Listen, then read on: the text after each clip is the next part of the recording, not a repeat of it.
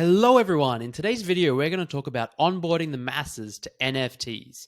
How do NFTs go mainstream? We're going to cover some thoughts on what the space needs to do to get us from where we are to the next million, next billion people coming into the space. Some things that you as an individual can do, some things that I think will make it easier for newcomers when they get into the space. We're going to talk about some of the stuff that I have done and that I think works, what doesn't work, things to avoid, and the importance of onboarding newcomers into the space. Before all of that, a word from our sponsors. I don't know why I said that. We don't have sponsors. But before all of that, please subscribe to the channel. It really helps. All right, onboarding people into NFTs. This is a huge topic. I'm gonna talk macro first, and then we'll get into some of the micro details. To me, we will not get mainstream adoption, and by that I mean like literally billions of people using NFT technology, until two things need to happen. One, better education. Two, better UI UX, better infrastructure. Now, we're pretty bad at both. On the education side, we're getting better. We're a lot better than we were a year ago, but it's still really difficult for a newcomer to find like really good, easy, digestible content on how to begin to learn about blockchain technology, setting up a wallet, MetaMask, funding it, what is gas, what blockchain to use, securing your assets, seed phrases. There's a lot, This is before even getting to NFTs, ERC 1155, ERC 721. There's a lot of technical terms, and it's just really chaotic trying to explain all of this to a newcomer. It's overwhelming. And that's just the state of where we are in the space right now. We can help and we can create better educational content, and we should, but we will always have this sort of bottleneck where the infrastructure is causing the learning curve to be steep and treacherous. So that brings us to the second thing that we can and need to do to improve onboarding and mainstream adoption, and that is to improve the infrastructure. That is better UI, better UX, just better apps, better user experiences where, we're dealing with cutting edge technology here, blockchain, Web3, except the user interfaces are basically Web 1. It's really backwards. And it's understandable because most of the people building are engineers and they're not necessarily designers, although they haven't been for the most part. Now things are improving. But until we get better wallets, better ways to secure assets, just different safety mechanisms and mechanics, we're never really going to go mainstream. I think we will get those things, and I think that it'll go hand in hand with education. As time goes on, people will begin to learn the importance of keeping their seed phrase private, securing their assets, having self-custody and ownership. These are all the tenets of blockchain technology, but they're really difficult for people to understand today because they're just not the way we're used to thinking about things. We've grown up in the era of the forgot password button. We've grown up in the era of if you lose your credit card, you can call your bank, they can freeze your account, they can reverse transactions, you have insurance. When it comes to blockchain technology, that just doesn't really exist. If you make a mistake, you very often lose all of your assets.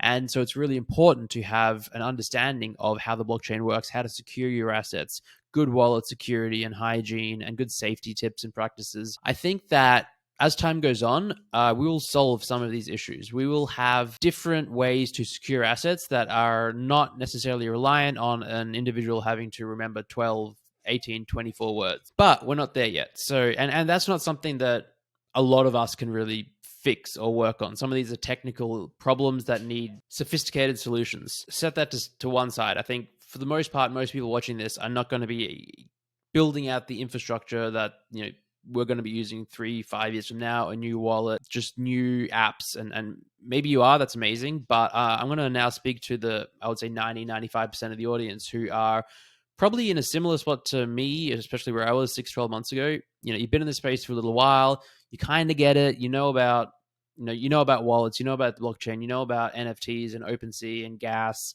At least, you have a layman's understanding of it. You might not know technically how it all works. What can you do to help onboard people into the space?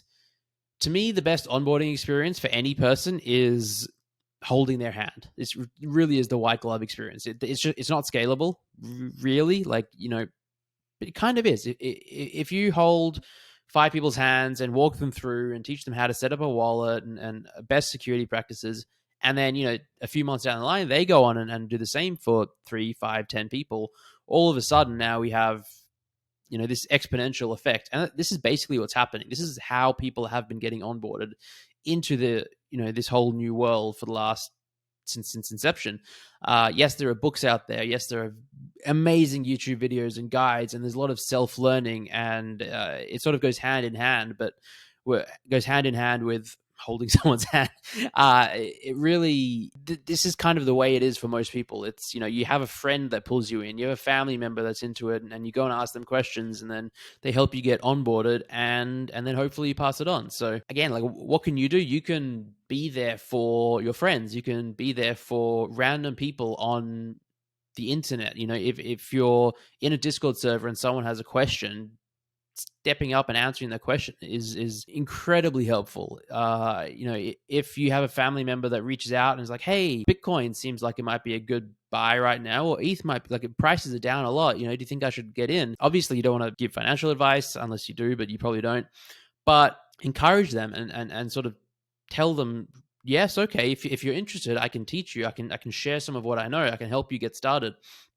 And I'm certain that we've all got those people in our lives. I think once you're known as like the crypto person or the NFT person in your circle of friends or in your family, you will eventually have people come and ask you how to get into the ecosystem. And I almost think it's like a duty or a responsibility for all of us in the space, if we want to grow the space and the size of it, to really be good stewards of this technology and help onboard the next generation and the next generation and the next generation. And it really is one person at a time. That's the best way to increase our space and get people on board in a safe way. It's really tempting to sort of send people a bunch of links, read these articles, watch these YouTube videos. Here's MetaMask, go download the wallet, install it, and just sort of leave them to their devices and hope that they will do some self-learning. And self-learning is great, but that is how people enter the ecosystem, not really knowing what's what, and then they end up getting scammed, or they have a bad experience, they buy a rug pull, they lose all their money, their assets, and then now they're burned, and they're like, oh, I hate crypto, I hate NFTs, I hate this whole space. And then they tell their friends, and then it's kind of this ongoing battle between, I don't want to say good and evil, but like a good approach to onboarding and this scary, dangerous approach. We want as many people as possible to have a good experience when they enter the space. And the best way to ensure that is by having the people who are in the space holding their hands and walking them through. And, in the future, we will have excellent apps and UI, UX and onboarding experiences that won't require a white glove service. But I really don't think we're quite there yet. We're getting there. We're getting closer every single day. And it's kind of a case of the longer time goes on, the more people there are creating good content, and the more people there are improving the apps and infrastructure. So every day we're getting closer. But we will just always continue to need people to hold people's hand, hold your friends' hands, hold your family members' hands, and teach them how to understand this whole new world. It's the best way we get greater adoption in the space, and it requires time and effort and energy and patience. Like, that's a big one. It requires patience on behalf of each of us to help the next generation, but it is so incredibly important, and I think it really can have a meaningful impact. If everyone watching this video goes out, I'm not telling you to go out and like preach NFTs, blockchain technology to people. No one likes that person. Don't be the person that just can't shut up about crypto, but be that person that if people come to you, you're open, you're receptive, you're willing to give them the time and the space and to teach them about how to get into NFTs. All right, one last thought on this, and this might be why a lot of people have a negative reaction to NFTs and cryptocurrency.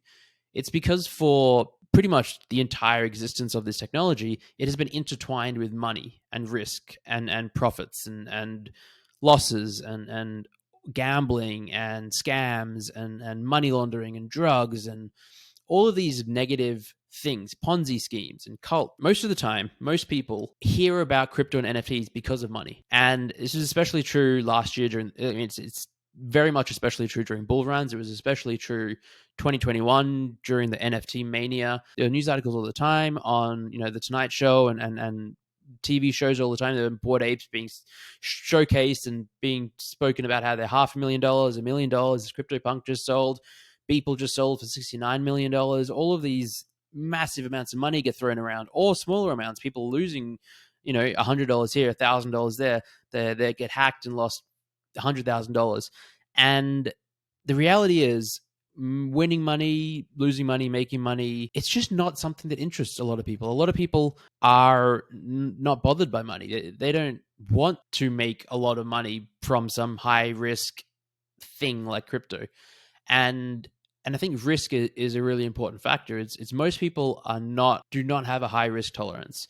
And in order to be in the crypto ecosystem now, in the NFT ecosystem, to be buying and spending money on this, you have to have money to spend on this, and that immediately disqualifies a large portion of the world. And B, you have to have a certain risk profile and risk tolerance and open-mindedness that just most people don't quite have.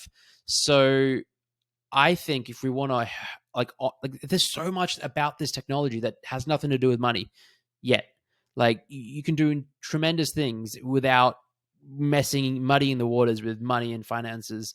And I think we need to try and highlight those types of things, or highlight the opportunities and possibilities and sort of like the power of the decentralized nature of blockchain technology, and how we are sort of in effect getting power back from centralized entities, whether it's companies or governments, the permissionless nature of this technology, the trustlessness of it, the transparency of it. There's a lot to talk about that's amazing. Doesn't have to do with money. And that's just something that's been on my mind lately. It's if you're trying to, if you are going out and trying to tell people about crypto and NFTs and get them into the space, it might not be a good idea to talk about money. It might not be a good idea to say, hey, I just made 50 grand and you can too, because that's going to be like a red flag for a lot of people, where they're like, well, if you can make it that easy, there's got to be a catch. There's got to be, and there is. The catch is that most people are not going to make 50 grand or 100 grand or $1 million or 10 grand. Most people are going to lose money. And that's the reality that we have to live with. And it's important that we remember that. And so when we do onboard people, we appropriately communicate the risks and onboard them for the right reasons. All right, I hope you enjoyed this video. Please subscribe to the channel and leave a comment below about how you think we should be onboarding people into the NFT and crypto space in general. Bye.